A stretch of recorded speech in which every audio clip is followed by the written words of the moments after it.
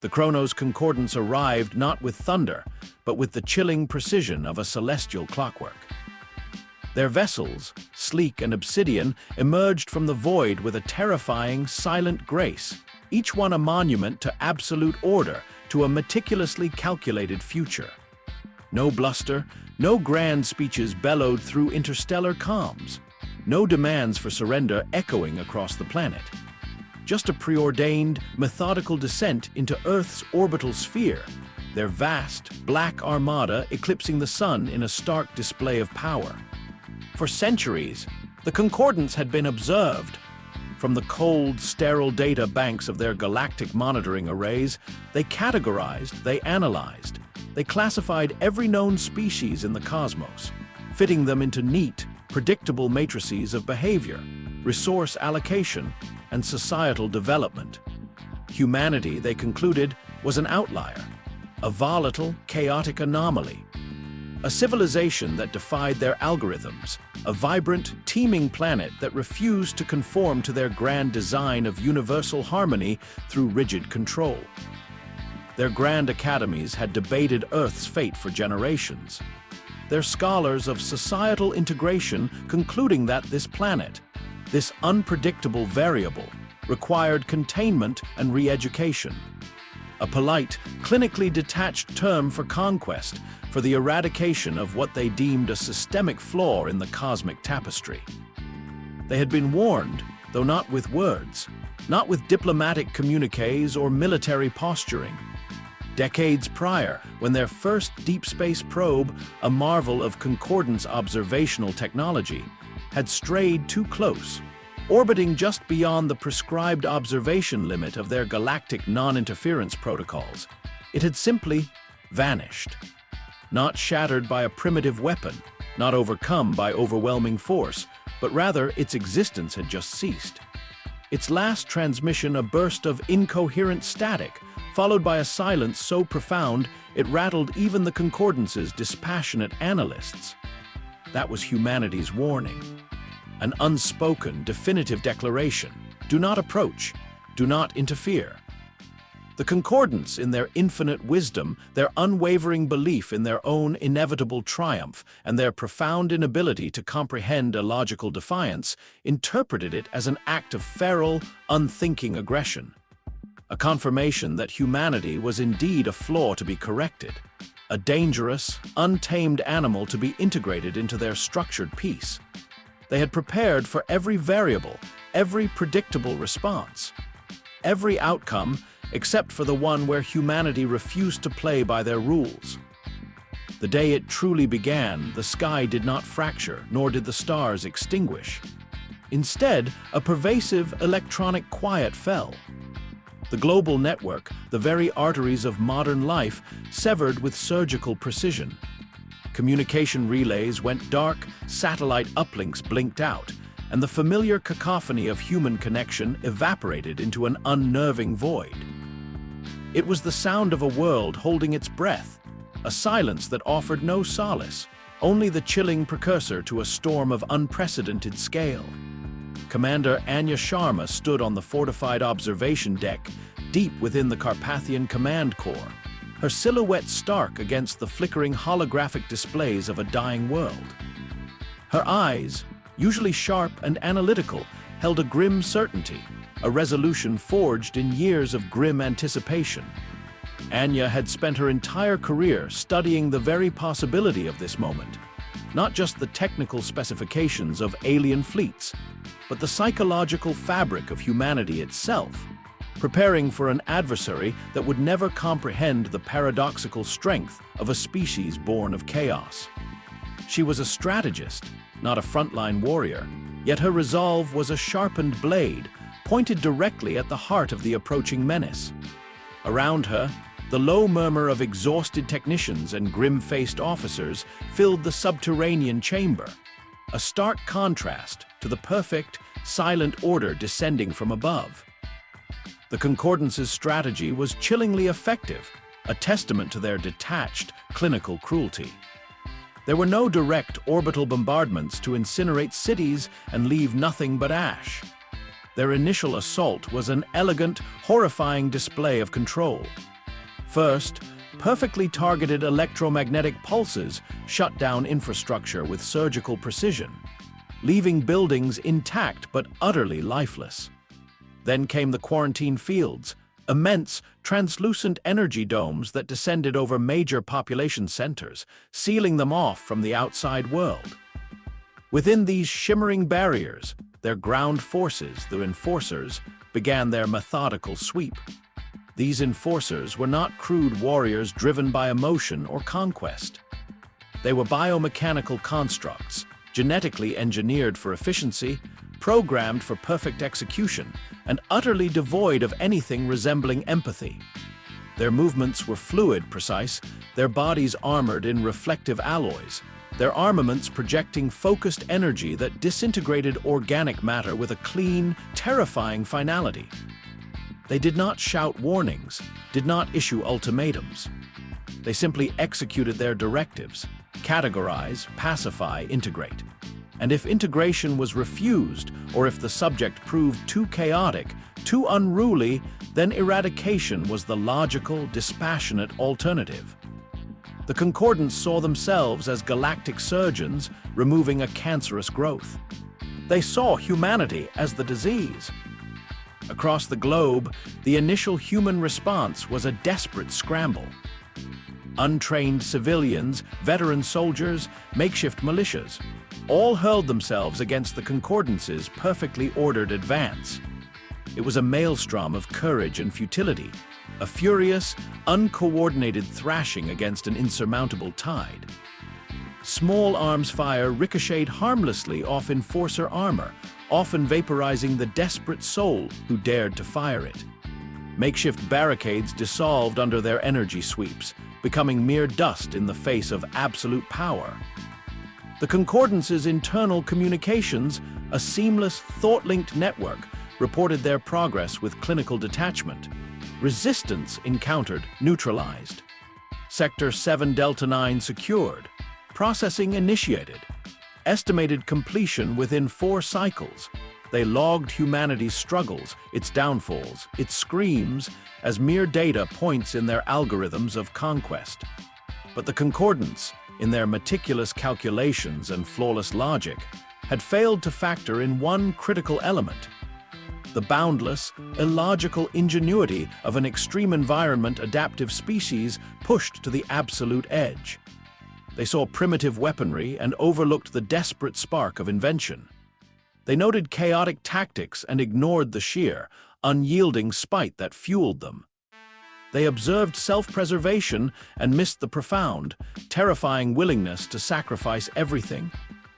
Within the heart of the Carpathian Command Corps, a gaunt, perpetually caffeinated engineer named Dr. Kalen Thorne hunched over a workstation, his fingers flying across salvaged interfaces with the furious energy of a man possessed.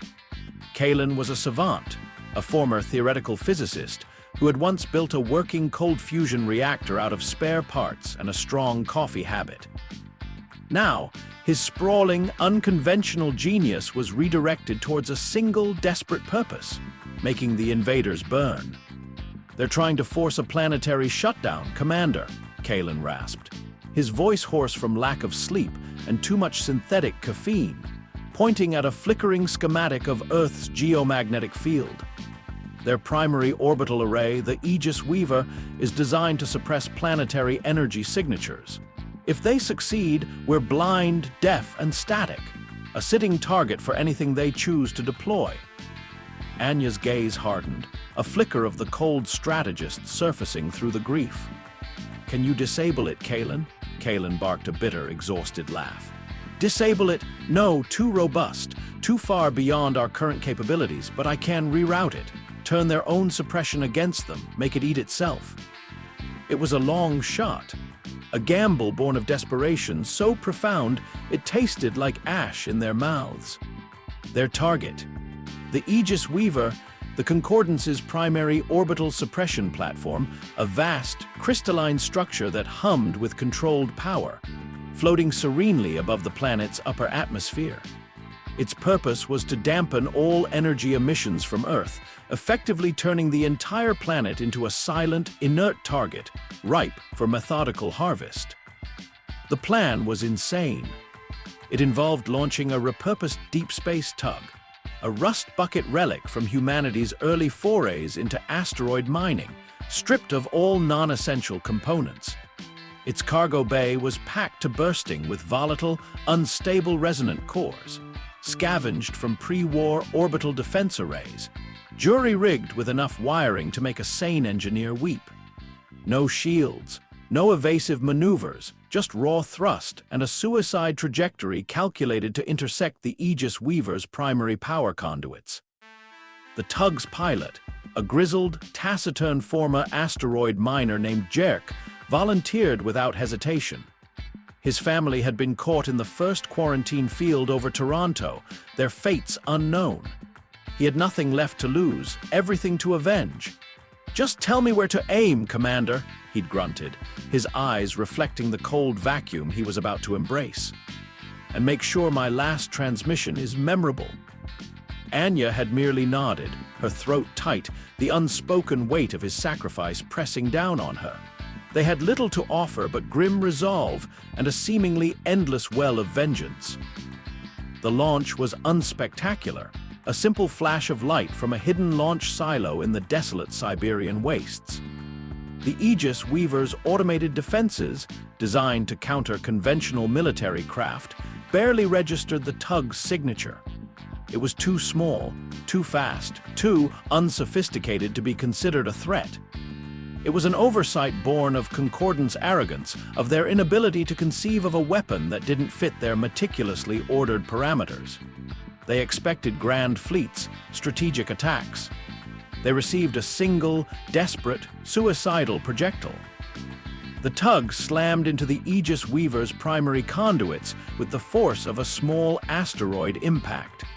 But instead of exploding in a predictable fireball, the unstable resonant cores, precisely tuned by Kalen, overloaded the Weaver's dampening field.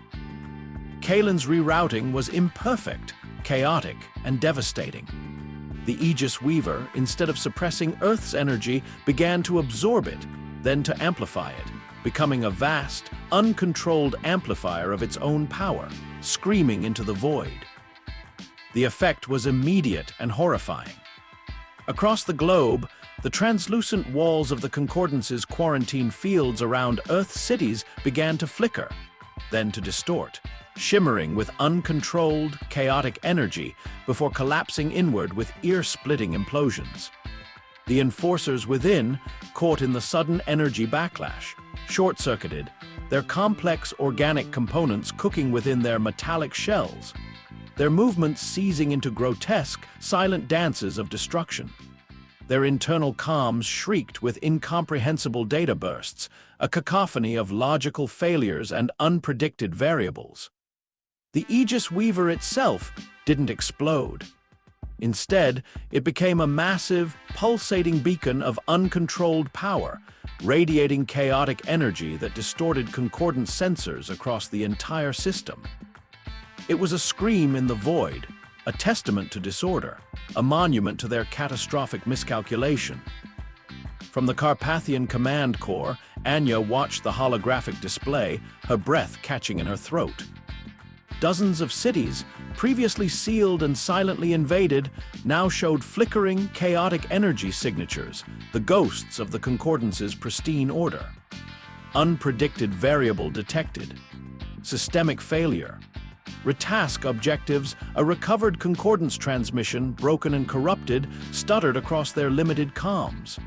It was the first time they'd heard anything resembling confusion, anything less than cold, detached confidence from the invaders.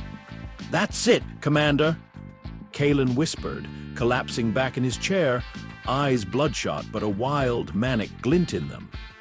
They just learned that when you try to suppress a planet, sometimes the planet suppresses you back with interest. But the cost was immense. Across the globe, millions had perished within the collapsing fields, caught in the terrifying backlash of humanity's desperate gamble. The initial invasion had taken an unimaginable toll.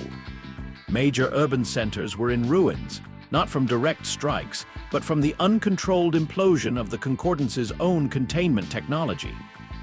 The air was thick with the scent of ozone, the metallic tang of vaporized structures, and the heavy silence of absence. Survival was far from assured. But something fundamental had shifted.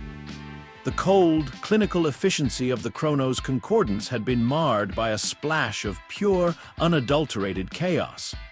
They had expected an orderly conquest, a predictable integration into their galactic hierarchy. Instead, they were met with a species that, when faced with overwhelming odds, would rather set itself on fire and take its enemies with it than be extinguished quietly. The invaders paused. Their perfect formations in orbit shifted, their precise movements replaced by a subtle, almost imperceptible hesitation. Their analytical algorithms churned, trying to make sense of the irrational. They had planned for resistance. They had not planned for defiance born of sheer, illogical spite. They had catalogued species that fought for survival, for territory, for resources. They had never encountered a species that seemed to fight for the sheer, bloody right to remain unpredictable, to remain free of their perfect order. And in that moment, as the last echoes of the Aegis Weaver's chaotic pulse faded into the cosmic hum, a new understanding began to dawn within the cold, logical minds of the Chronos Concordance. This wasn't a species to be categorized. It was a force to be reckoned with.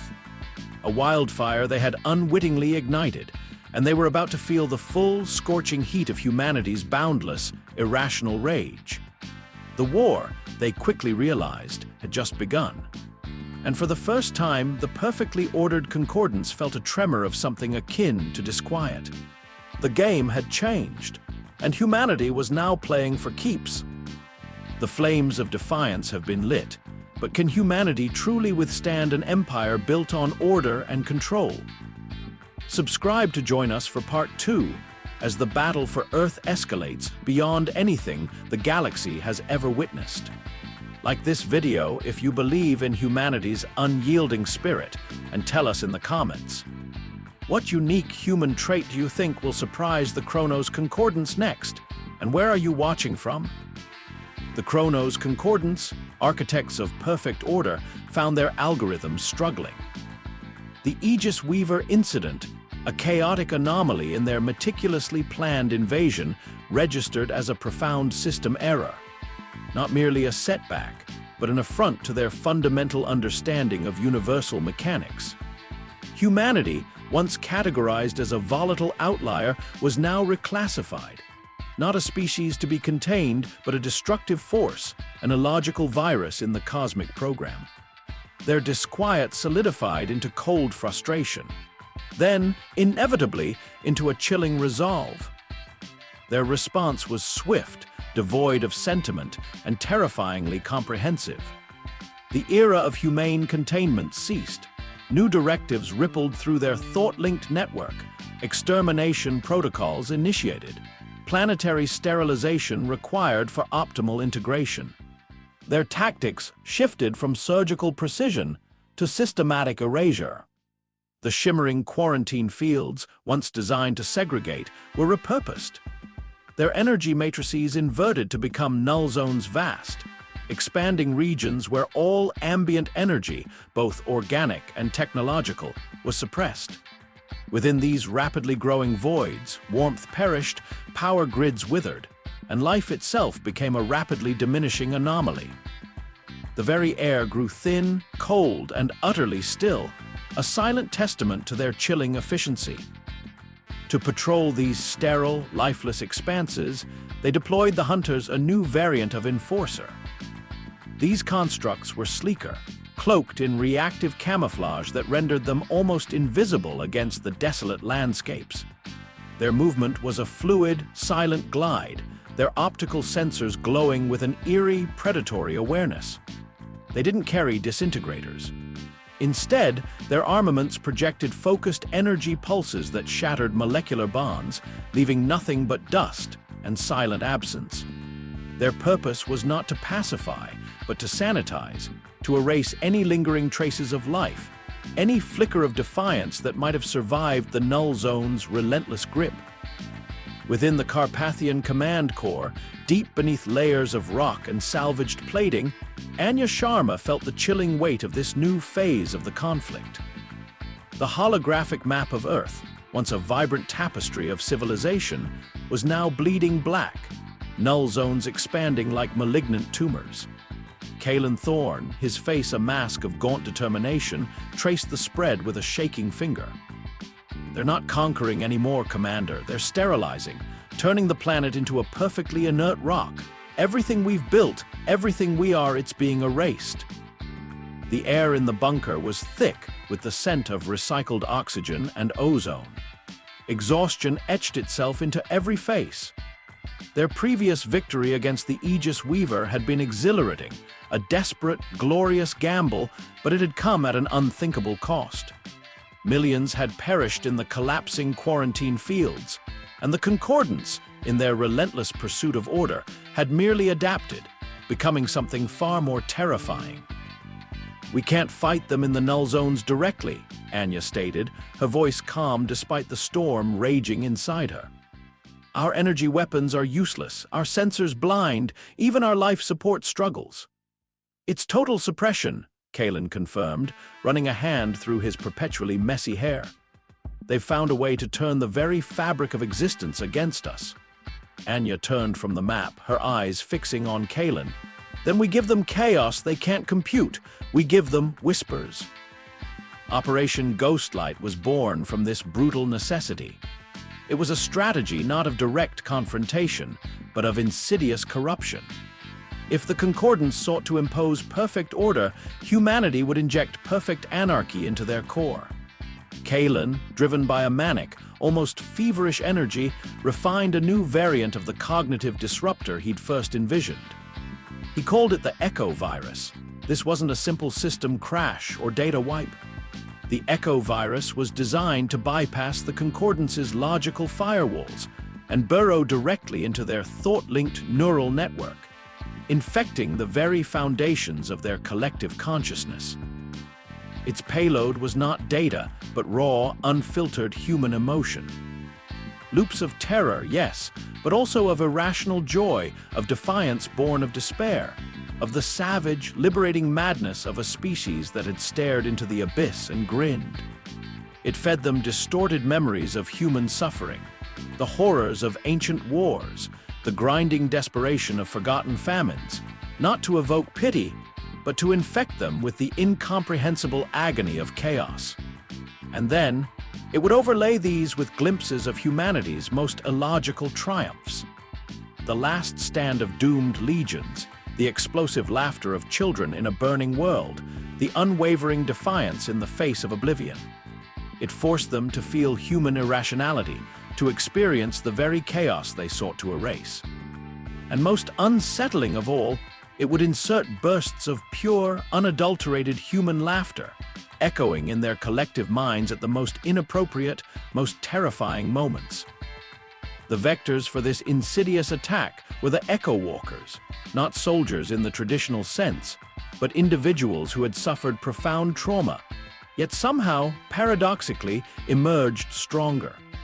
They were the ones who had been touched by the null zones and survived, or who had witnessed unspeakable horrors and found a terrifying calm in the face of annihilation.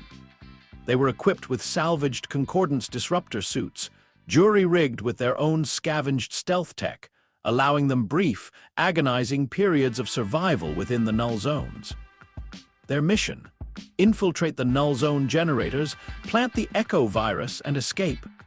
A suicide mission, repeated until either they fell or the Concordance's ordered minds fractured beyond repair. The first major Ghostlight incursion targeted the null zone generator beneath the ruins of what was once Paris. Its elegant, ancient streets were now consumed by a pervasive, chilling silence, the Eiffel Tower a skeletal shadow against a perpetually gray sky. The generator, a monstrous black pyramid, pulsed with suppressed energy, a beacon of sterile oppression. Anya watched the operation unfold on the Command Corps' main screen, her jaw tight. Their team comprised 3 Echo Walkers, Spectre a former urban explorer, his body a map of scars, who could navigate the collapsed infrastructure of a defeated city better than any satellite. Wraith a scientist whose family had perished in the first wave, now moving with a chilling, dispassionate efficiency, her intellect sharpened to a lethal edge. And Shadow a child of the underground, no older than 20, who had never known the sun, only the quiet hum of the bunkers. She was a master of stealth, her movements as fluid as smoke, her senses honed to an almost preternatural degree by years in the dark. They moved like phantoms through the defeated city, their disruptor suits crackling with suppressed energy, distorting their thermal signatures. The null zone's cold seeped into their bones, threatened to seize their very breath. But they pushed through, driven by an anger that defied logic, a resolve that mocked the Concordance's orderly might. The Hunter Enforcers were everywhere, silent and relentless. Their optical sensors swept the desolate avenues, their internal logic processing every deviation from the predicted environment. They were built to detect life, any warmth, any movement. They were not built to comprehend shadows that moved against the wind, or the ghost of a heartbeat that faded just as their sensors locked on. Spectre, navigating a collapsed metro tunnel, heard the soft, almost imperceptible hum of a hunter approaching. He pressed himself against the cold, dead wall, his breath held. The hunter glided past, its reflective armor shimmering, its internal scanners sweeping the void. It was so close he could feel the cold emanating from its shell. But Spectre, in a flicker of pure, animal cunning, had smeared his suit with a mixture of salvaged Concordance coolant and irradiated dust, scattering his thermal signature into a chaotic, unreadable mess. The hunter registered an anomaly, an unclassifiable blip, but its logical processes had no category for it. It moved on. Wraith, meanwhile, had reached the generator's primary conduit array, a forest of thick, light-absorbing cables. Her gloved fingers, nimble and precise, began to attach the Echo virus injector. The air within the null zone was so thin, her lungs burned with every breath. She worked by the faint internal glow of her suit's interface, ignoring the growing tremor in her hands. A single hunter materialized from the shadows behind her, its silent approach defying all human perception. Wraith froze, her mind racing. It was close, too close. She had less than a second. Instead of trying to fight, instead of turning, she leaned into the conduit, pressing the injector home with all her remaining strength, a desperate final push. The hunter's arm, a blur of reflective alloy, swept down. It connected. Wraith didn't scream. Her suit's integrity failed, and the null zone's cold enveloped her. But the injector was in. The Echo virus was deployed. Shadow, hidden in the ruins of a Gothic cathedral overlooking the generator, watched the silent tragedy unfold. Her comms were silent, her heart a cold knot of grief. But her mission was not over. As the hunter registered Wraith's termination and moved to analyze the strange device she had just implanted, Shadow raised her salvaged, silent energy crossbow. It was a crude weapon, fashioned from old rifle parts and a Concordance power cell, but in her hands it was an instrument of cold vengeance. She fired. The bolt, almost invisible, hit the hunter's optical sensor, shattering it. The construct stumbled, its perfect movements suddenly erratic, its logical processes overwhelmed by a cascade of unanalyzable data. It shrieked, a soundless crackle of broken code. Then, Shadow vanished, melting back into the pervasive quiet of the dead city. The Echo virus spread with terrifying speed through the Concordance's network. Not with a bang, but with a whisper. Reports filtered back to the Carpathian Command Corps, broken and incomprehensible to all but Kalen. Concordance officers abandoning their posts, tearing at their own reflective masks, as if to escape an unseen torment. Patrol units firing upon each other, their perfectly aligned thought links suddenly fractured by visions of grinning, disembodied human faces. Entire command modules descended into a logical panic, their cold, dispassionate logic circuits short-circuiting under the relentless assault of alien emotion. The perfect order of the Chronos Concordance began to unravel from within. They had no algorithm for fear, no protocol for madness, no logical framework for the sound of unseen human laughter echoing in their structured minds. The Concordance's counter-response was an act of pure, sterile desperation. They realized that humanity, the chaotic variable, could not be contained, could not be re-educated, and could not be reasoned with. It had to be eliminated. Utterly. Permanently. They deployed the purification drones. These were not ships, nor constructs in the traditional sense. They were self-replicating nanite swarms deployed from orbital carriers and spreading across the null zones like a creeping, gray plague. Each drone was no larger than a human fingernail, composed of self-assembling molecular fabricators. Their purpose was singular: consume all organic matter, convert it into raw energy, and reprocess it into inert, sterile compounds. Forest, field, mountain, city, and flesh. All were reduced to fine, inorganic dust, leaving behind a pristine, perfectly barren landscape. The Concordance was transforming Earth into a dead, flawless sphere, a monument to their failed integration, a sterile tomb for a defiant species. From the Carpathian Command Corps, Anya watched the horrifying advance. The null zones were now expanding to coalesce, and within their chilling embrace, the purification drones were devouring the very crust of the planet. They're turning Earth into an empty shell. Kalen rasped, his voice raw with despair. A monument to their absolute order. There won't be anything left to defend. The stakes had become absolute. This was not a war for territory or survival. This was a war for existence itself, for the right of humanity to simply be. Kalen, in a moment of frantic genius, discovered their weak point.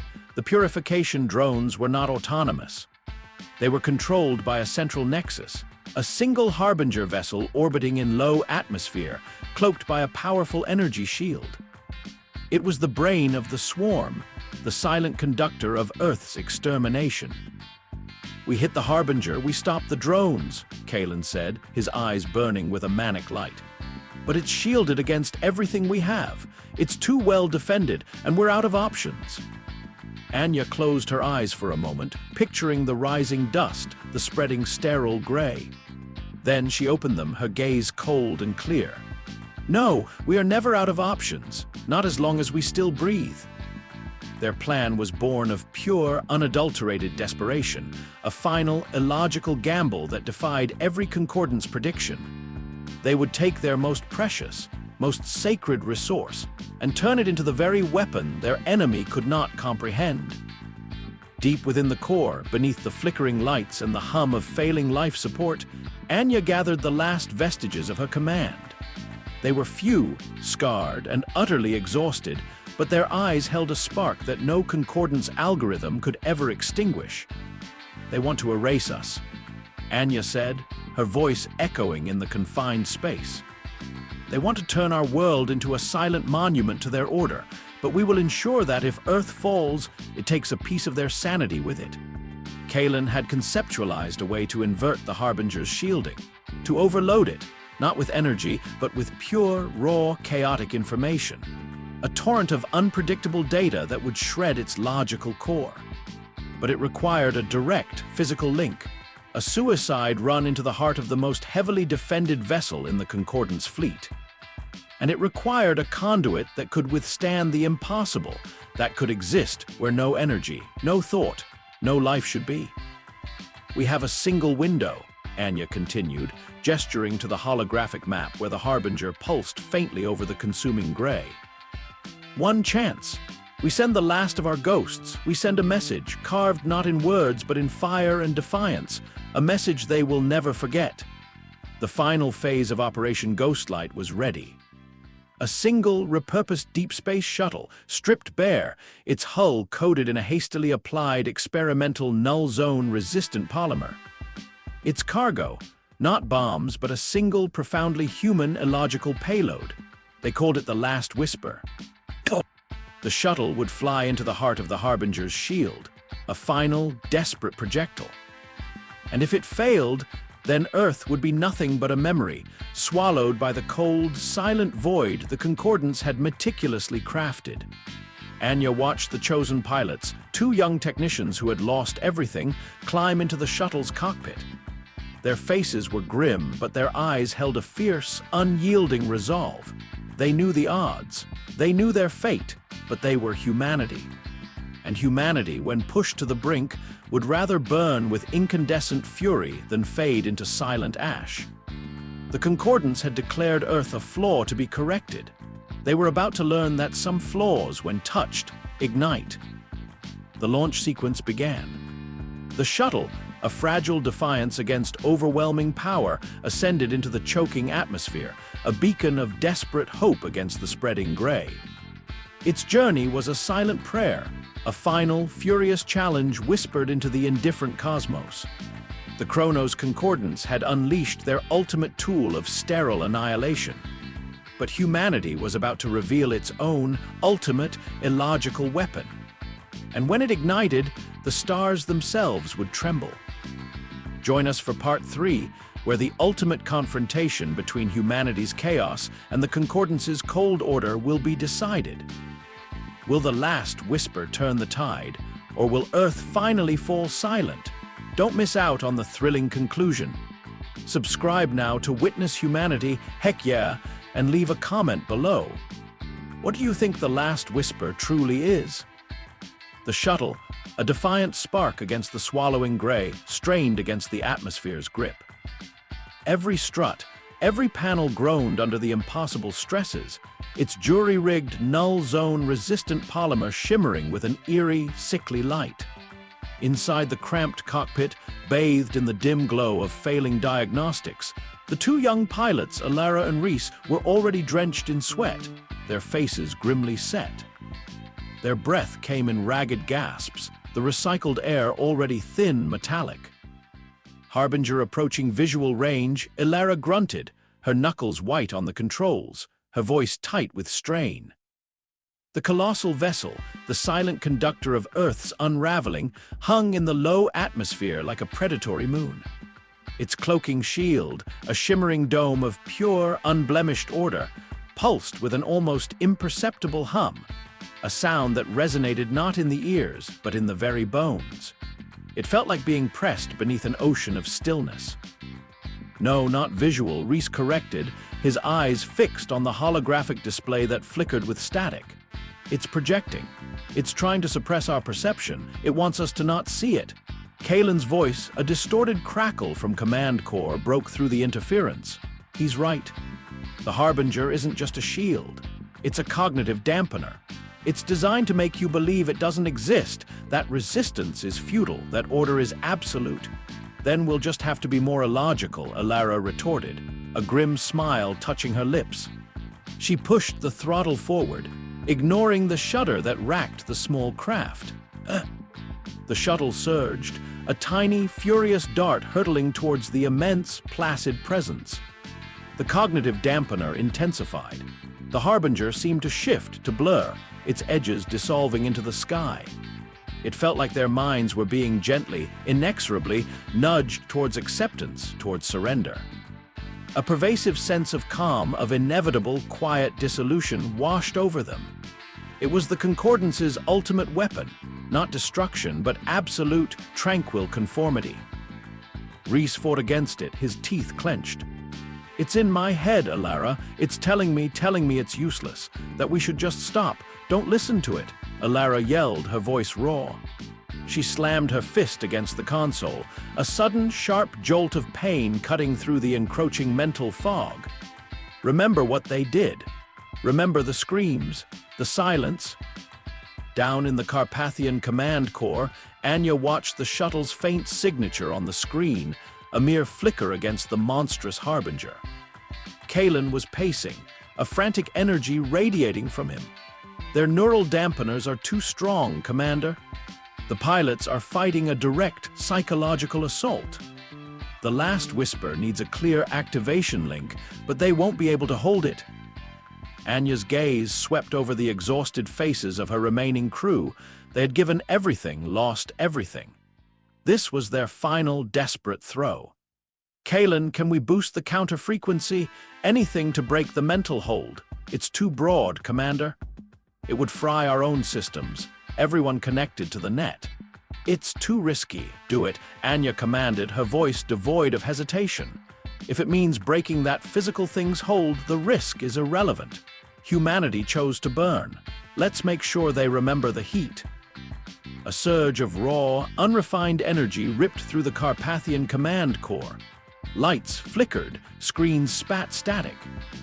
A wave of nausea swept through the bunker, followed by a dizzying rush of sensation. For a moment, every mind in the bunker was flooded with a chaotic torrent of memories, emotions, and illogical data. It was like tasting pure, concentrated humanity. The Concordance's dampener recoiled, a momentary break in its icy grip. In the shuttle, Alara and Reese gasped, their heads snapping back as the mental pressure momentarily eased. The Harbinger, for a split second, became brutally, terrifyingly real again, its colossal form solid against the gray. "Now, Reese." Alara screamed, fighting to push the shuttle through the last layers of shield.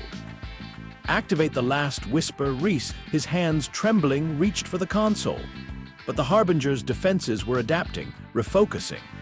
The cognitive dampener slammed back down, harder, colder, more relentless. It was pushing directly into their minds, twisting their deepest fears, whispering promises of peace if they would just yield. Reese's eyes unfocused, a glaze of despair washing over them. He slumped forward, his hand falling short of the activation switch.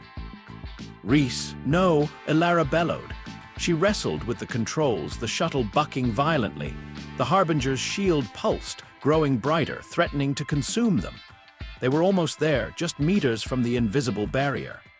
But without the activation of the last whisper, it would be a futile collision. The shuttle would be atomized, its precious cargo lost. A single, defiant thought burned in Alara's mind. Not today. Not ever. She tore her hand from the throttle, ignoring the warning sirens shrieking in the cockpit, ignoring the growing roar of the shield. Her eyes, filled with the raw, untamed fire of human rage, locked onto the activation switch. It was a single, large red button marked simply, "Activate last whisper." She pressed it. Not with a calculated, logical push, but with a primal, desperate slam of her palm, her entire being pouring into that one final action. The shuttle's cargo bay doors, designed for atmospheric deployment, tore open with a protesting shriek, ripping away from the hull. The experimental polymer that coated the outside of the vessel, the same material designed to resist the null zones, began to glow with an impossibly bright, chaotic light. It wasn't a controlled emission, but a raw, uncontrolled explosion of multispectral energy. A pure, unadulterated burst of illogical interference. This was the last whisper. It wasn't a bomb, not in the traditional sense. It was a perfectly preserved, perfectly amplified fragment of pure, unadulterated human chaos.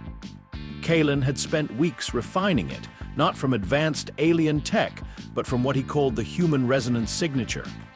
He had captured and amplified the subtle, electromagnetic fluctuations of human laughter, of collective grief, of spontaneous acts of compassion, of illogical bursts of anger, of defiant artistic expression.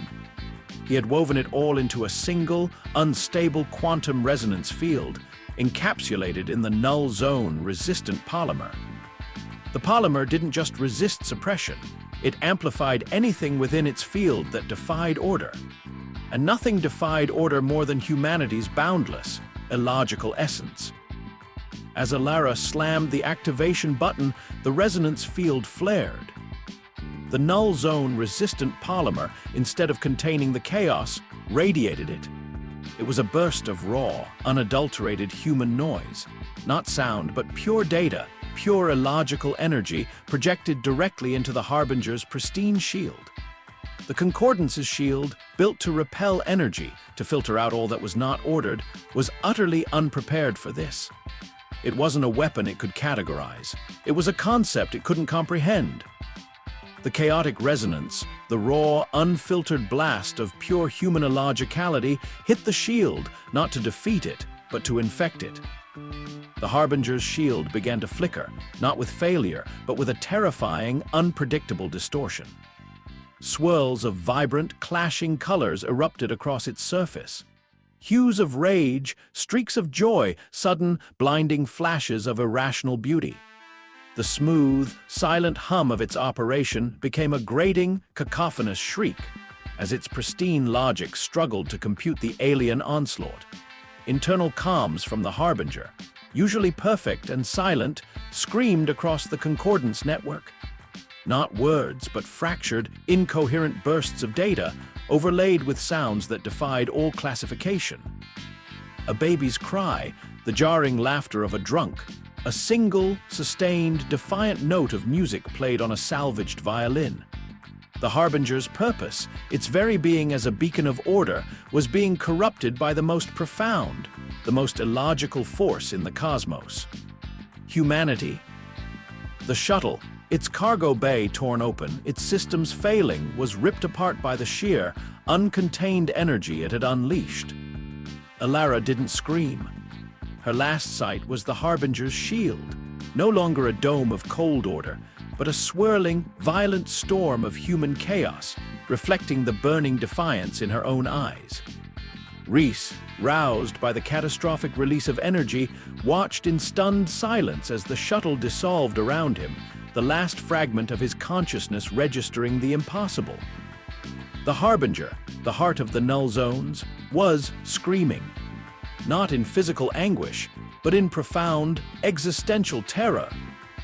Down on Earth, the null zones, which had been steadily advancing, suddenly halted their insidious expansion. The encroaching gray, the cold, silent emptiness shimmered, then began to recede. Not with a clean withdrawal, but with an agonizing, stuttering collapse. The purification drones, their central command severed, ceased their relentless consumption. Some simply fell from the sky inert metal. Others, their programming corrupted by the residual chaos, began to consume themselves, turning on their own kind in a horrifying, silent cannibalism. The Concordance fleet in orbit, deprived of the Harbinger's unified direction, hesitated. Their perfectly synchronized formations wavered, their ships drifting erratically. Then, in a terrifying display of systemic breakdown, some began to fire on each other, their energy beams lashing out in confused, illogical bursts. The echo virus, inserted by the Ghost Walkers, resurfaced, amplified by the shockwave of the Harbinger's corruption, feeding them visions of chaotic human emotion, now accompanied by the primal shriek of their own failing logic. From the Carpathian Command Corps, a stunned silence permeated the air. The holographic map of Earth, moments before bleeding black, now showed the null zones retreating, the gray giving way to flickering patches of pre-collapse land. The Concordance fleet above, once an unwavering symbol of inevitable victory, was now a fractured, confused maelstrom of self-inflicted destruction.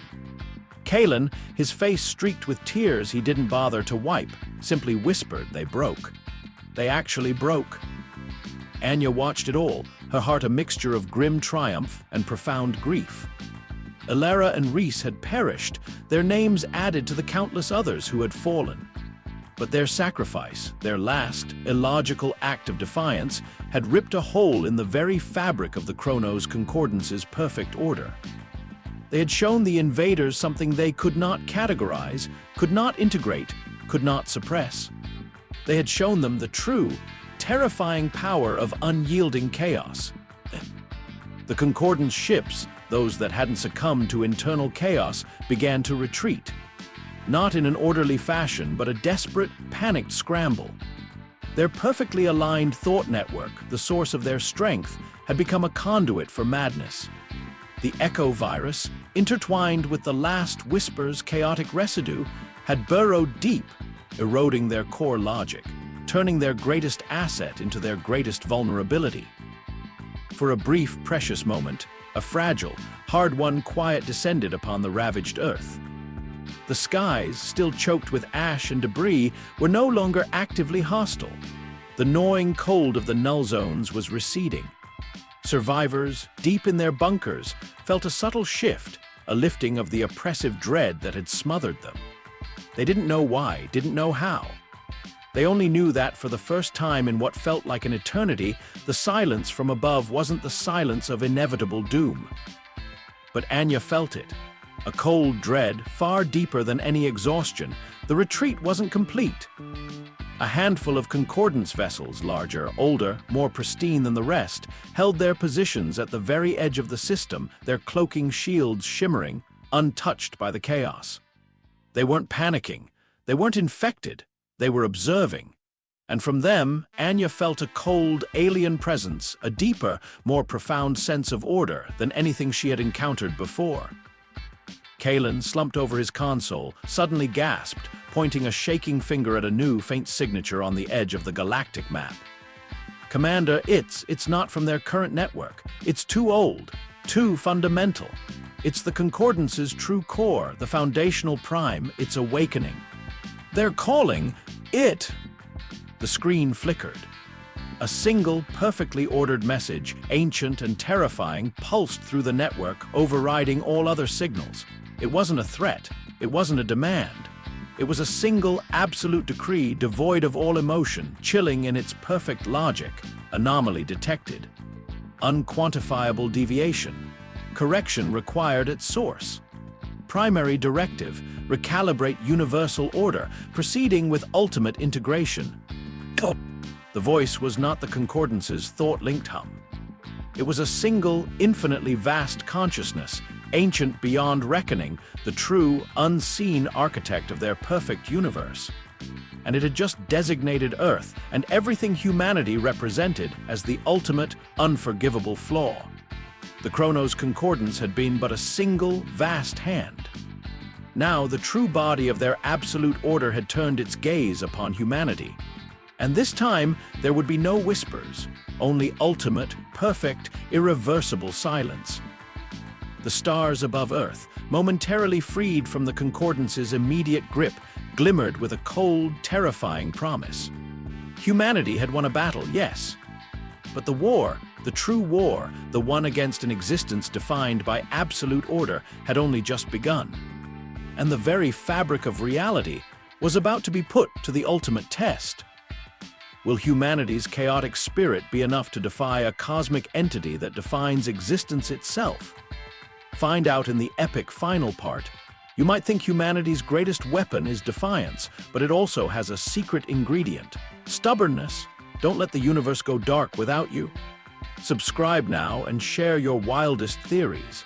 What could possibly stand against something called the foundational prime? And is there any limit to human defiance? The foundational prime.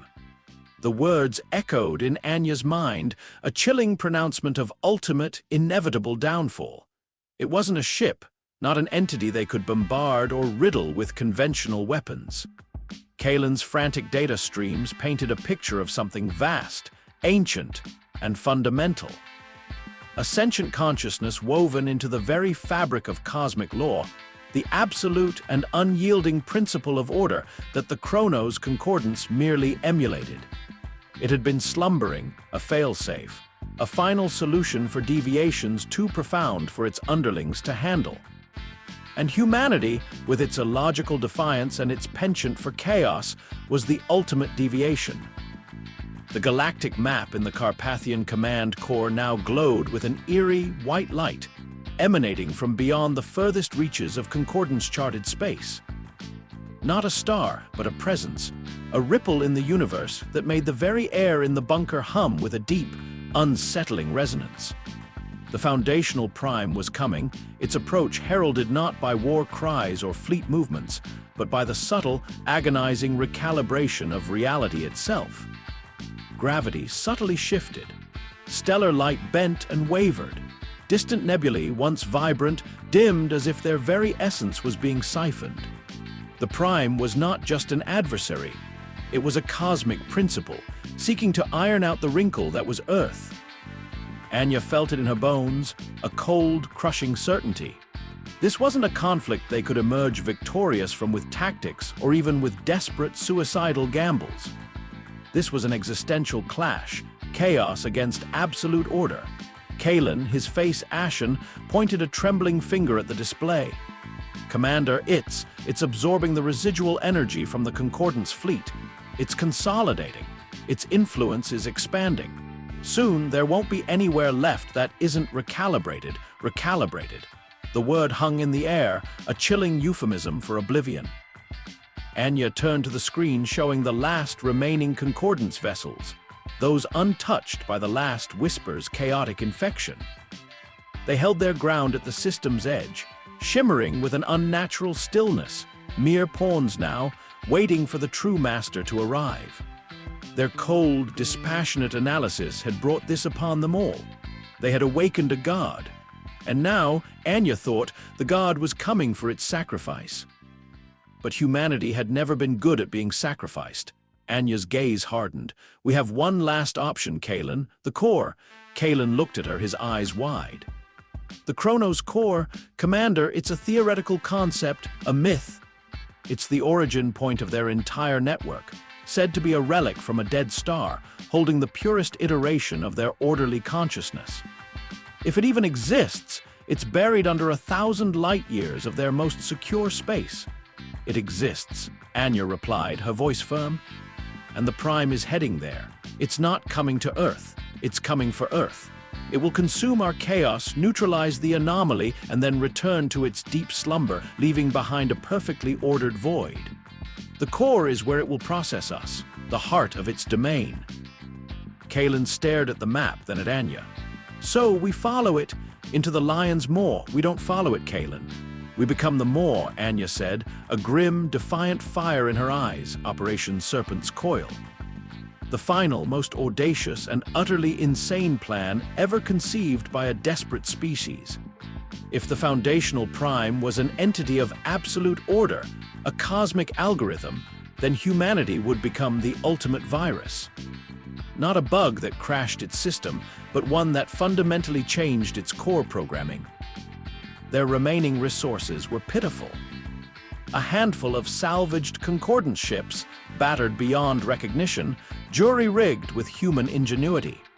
Their crews, the last of the Deathborn, were a motley collection of soldiers, engineers, and scientists, their bodies scarred, their minds honed by unimaginable trauma. They were the walking ghosts of a defeated world, driven by a rage that defied exhaustion, a stubbornness that mocked despair. Kalen worked tirelessly, driven by a furious, almost suicidal energy. He theorized a way to weaponize the accumulated chaos of Earth itself, to take the raw, unfiltered emotional and informational residue from the last Whisper, from the Echo virus, from every illogical act of human defiance throughout their bloody history, and condense it, to forge a single, explosive payload of pure, unadulterated human unorder. He called it the Genesis Anomaly. The problem was delivery. The Chronos core was not just a location, it was a conceptual stronghold. It existed in a pocket dimension, accessible only through a singular, hyper-secured gateway known as the Veil Gate, guarded by the last vestiges of the Concordance's elite, those units closest to the foundational Prime's absolute order. They were immune to the Echo virus, their minds too perfectly structured to be infected by chaos. They would be the ultimate, unyielding guardians. Anya chose her team. Not soldiers, but a collection of Earth's most beautifully, terrifyingly broken minds. There was Major Elias Vance, a former deep space explorer who had survived a 2-year solo journey through a nebula of sentient spacetime, emerging with a casual disregard for conventional reality. He would pilot their flagship, the Valiant's End, a captured Concordance destroyer warped by human retrofitting into a vessel of pure, unpredictable fury. Then came Dr. Eris Thorne, Kalen's sister, a xenolinguist whose mind had been partially shattered by an encounter with an alien telepath, leaving her with an uncanny ability to perceive the unperceivable, to understand concepts beyond human comprehension. she would navigate the Veil Gate. And finally, Anya herself. The strategist who had once thought in probabilities, now a creature of pure, irrational resolve. She would carry the Genesis anomaly. The journey to the Veil Gate was a nightmare of evasion and desperate skirmishes. The Prime's influence grew stronger with every light year, distorting reality, attempting to recalibrate their very essence. Vance navigated through temporal eddies and pockets of anti-logic, his mind a steel trap of defiance. Eris, her eyes unfocused, translated the shifting geometry of the void, guiding them through pathways that made no sense, through spaces that defied physics. They lost 2 ships to the Prime's subtle influence. Their crews simply ceased to exist, folded back into the cosmic order. But the Valiant's end pressed on, a jagged, defiant tear in the Prime's pristine tapestry. They reached the Veil Gate. It hung in the void like a shimmering tear, a portal of pure white light surrounded by the last, perfect fleet of the Chronos Concordance. Hundreds of vessels, pristine and unyielding, formed an impenetrable wall of absolute order. They didn't open fire. They simply held their positions, a silent, unwavering judgment. A Concordance voice, calm and perfect, echoed across their comms. You are a systemic error. Your existence is a deviation. Submit to integration. Your world will be harmonized. Vance merely laughed, a ragged, defiant sound. Harmonized? You mean extinguished. Not today, you bastards, not ever. The Valiant's end surged forward, straight into the heart of the Concordance formation. They didn't try to outmaneuver. They didn't try to outgun. Vance simply powered through, ramming the first vessel, then spinning to unleash a volley of jury-rigged plasma cannons into the second, a berserk dance of destruction. The Concordance ships, built for order, for predictable engagements, for measured responses, struggled to adapt. Their perfect formations shattered under the sheer, illogical aggression of a species that had nothing left to lose. Eris, her face pale, screamed as the Veil Gate pulsed, its energies tearing at her mind. Commander, it's opening, but it's unstable. It's a trap, Anya nodded, strapping the Genesis anomaly to her back. A black, pulsating sphere of contained chaos, humming with a terrifying, unpredictable energy. I know. She launched herself from the Valiant's end, a single human projectile, hurtling towards the Veil Gate. Vance covered her, weaving the Valiant's end into a final, suicidal barrier against the reforming Concordance fleet. He screamed a battle cry that ripped across their comms, a primal roar of defiance, before his ship detonated in a glorious, chaotic explosion, taking dozens of Concordance vessels with it. Anya entered the Veil Gate. It was not a jump, but a dissolution. For a timeless moment, she was everywhere and nowhere, her mind assaulted by pure, unfiltered order. She saw the universe as the foundational Prime intended it to be. A symphony of perfect, predictable patterns, every atom in its rightful place, every thought a logical progression. It was beautiful, horrifying, and utterly devoid of anything resembling life. Then she was through. And she stood in the Chronos core. It was not a chamber, not a physical space. It was a vast, shimmering nexus of pure thought, an oceanic expanse of crystalline light that stretched into infinity. And at its center, a swirling vortex of blinding white pulsed the foundational Prime. It was not a being of flesh and blood, but a consciousness so vast it encompassed galaxies, so old it predated stars. Anya was just a speck, a whisper of defiance in a cosmic sea of order. The Prime's presence enveloped her, a cold, alien analysis. Anomaly, persistent, unquantifiable, eradication will commence. She felt its touch, a probe entering her mind, seeking to unravel her, to analyze the chaos, to understand its source before snuffing it out. It delved into her memories, the screams of her family, the taste of ash on her tongue, the glint of Reese's defiant smile, the quiet resolve in Alara's eyes, the manic laughter of Kalen. It tried to categorize them, to find a pattern, a logical framework, but there was none. And then, Anya did the one thing the foundational prime, the absolute principle of order, could not comprehend. She smiled.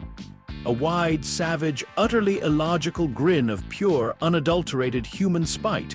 "You want to categorize us," she thought, her defiance echoing through the prime's vast consciousness. "You want to understand our chaos? Then feel it."